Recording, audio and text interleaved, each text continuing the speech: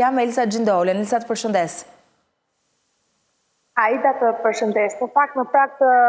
festëve të Pashkëve, kalimit kufitar të Kapshticës ka pësuar një rritje të fluksit të qytetarëve që vinë nga shteti Shqipëri pra Greqia drejt Shqipërisë. Në fakt, ky fluks ka nisur që mbrëmjen e djeshme, siç ne kemi raportuar, ku autoritetet e doganës shqiptare kanë rritur pra sportelet për sa i përket edhe rritjes së fluksit, ku janë shtuar diku tek 5 sportele, ndërsa në hyrje ndërsa 1 sportel në dalje. Për sa i përket shifrave, vlen të theksohet që në Kapshticë vetëm ditën e djeshme Aida kanë hyrë 7.475 shtetas dhe kanë dalë 2.721 shtetas. Gjithashtu, kemi edhe doganën e Qaftanës, e cila shtetas nga Maqedonia preferojnë pra ta kalojnë festën e Pashkëve në shtetin shqiptar, ku kemi të hyrë 3.292 shtetas dhe kanë të dalë 2.984 shtetas. Siç e përmenda, dogana shqiptare ka punuar me sportele maksimale duke bërë që mos të ketë një radhë të ndjeshme për qytetarët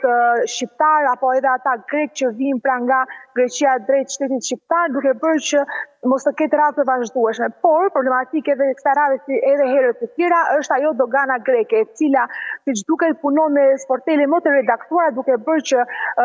disa qytetarë nga ana e tyre të presin diku tek 1 orë 30 minuta, edhe nga sinkronet që ne kemi marrë. Këta qytetarë janë shprehur të shqetësuar për sa i përket vetë situatës, pasi janë familjar me fëmijë që udhëtojnë pra disa orë rrugë dhe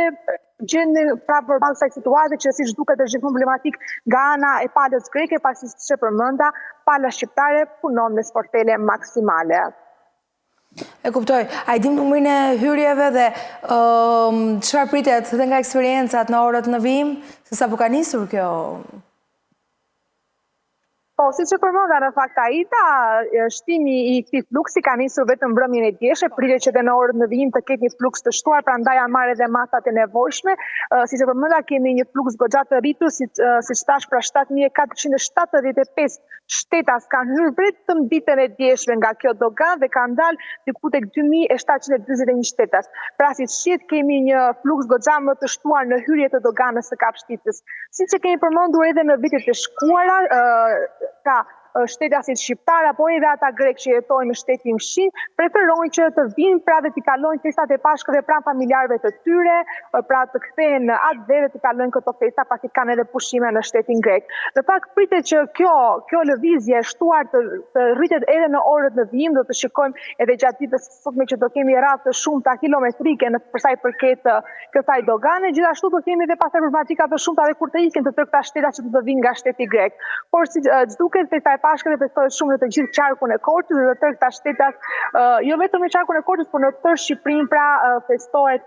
edhe kthehen pra në atë dhe për ta kaluar këtë festë familjarët e tyre. Ndërkohë, ne po flasim për flukse për hyrjet, po janë të shumë dhe shqiptarët që ndoshta i shfrytëzojnë këtë fundjavë për të shkuar në Greqi, atje ku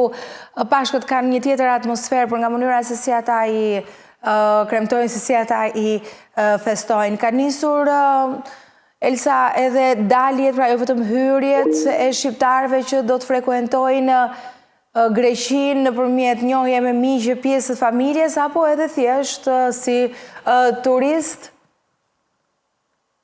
Po, Aida, edhe pse një numër më i ulët i shqiptarëve krahasuar me ata që po vinë drejt atyre pra që po ikin, prapë kemi pra shqiptarë që preferojnë që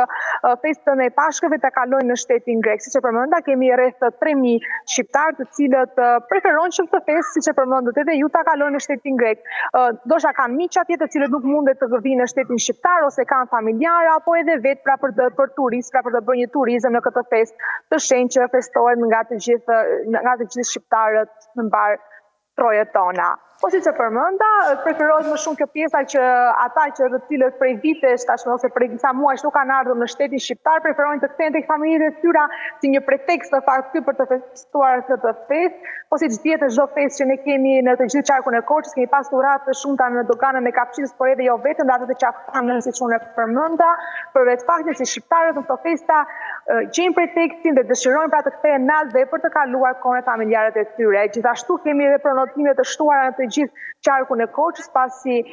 vlen të theksohet që dardha, edhe pse temperaturat janë të ngrohta në këto momente që ne flasim, dardha ende ka dëbor dhe preferojnë pra që turistët sigurisht të kthejnë të bëjnë një vizitë të shkurtër në fshatin turistik të Dardhës që gjithmonë të ofron atë dimrin e bardhë. Tani, po përsa i përket prenotimeve në Korçë, se tani do flasim që për Korçën, do flasim për Pogradecin, do flasim për Voskopojën.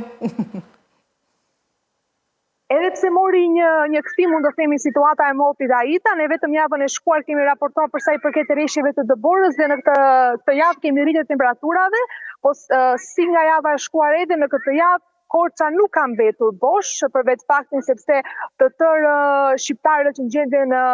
Elbasan, në Durrës apo në Tiranë preferojnë që fundjavën, po jo vetëm ta kalojnë në qarkun e Korçës. Siç ju e përmendët, jo vetëm fshatra turistik të Voskopojës, Vjetkuqit apo dhe ato të Dardhës që unë përmenda më parë, por kemi edhe qytetin breg liçenor të Pogradecit që siç ne kemi përmendur ai, të fal atë qetësinë e bukur që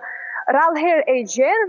dhe freskin normalisht. Por kemi patjetër kemi pasur pronotime edhe për sa i përket javës së Pashkëve, pronotimet vazhdojnë siç unë përmenda, pasi disa nga shtetasit pra që vijnë nga Greqia mund të ndodhen në vende të tjera të Shqipërisë, por preferojnë që Pashkët i kalojnë në qarkun e Korçës, pasi siç dihet ky qark mbahet për